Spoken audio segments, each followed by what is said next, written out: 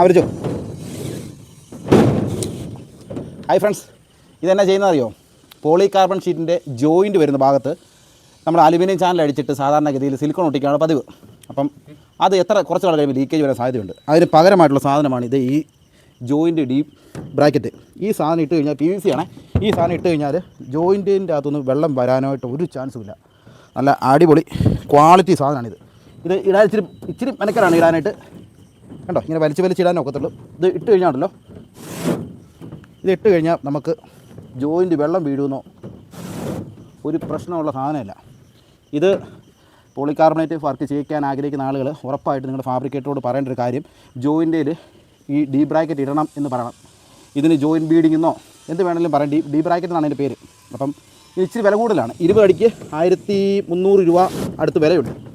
ഈ സാധനം ഇട്ട് കഴിഞ്ഞാൽ പിന്നെ നിങ്ങൾ ലീക്കേജിൻ്റെ കാര്യത്തിൽ 100% ഗ്യാരണ്ടി, ഒരു ഇഷ്യൂ ഉണ്ടാകുന്നില്ല. കാര്യം പോളികാർബണേറ്റിൻ്റെ ഒരു പ്രധാന പ്രശ്നം ലീക്കേജാണ്. കാര്യം ഈ സിലിക്കോൺ കുറച്ച് നാൾ കഴിയുമ്പം സിലിക്കോണിൻ്റെ കണ്ടൻറ്റൊക്കെ അങ്ങ് വിട്ടുപോകും.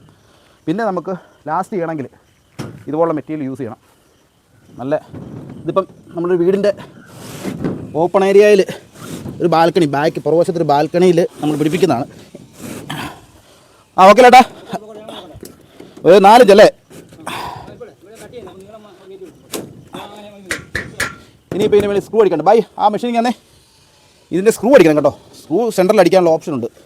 അപ്പം ഇതുണ്ടോ, നമ്മൾ ഇതിപ്പം വലിയ സ്ക്രൂ ആണേ. വലിയ സ്ക്രൂ നമ്മൾ ഇറങ്ങിപ്പോല് ഇത്ര അടിച്ചാൽ മതി. സാധനം സ്ട്രോങ് ആണ്. ചേട്ടാ സാമ്പിൾ ഒന്ന് കാണിച്ചേട്ടാ.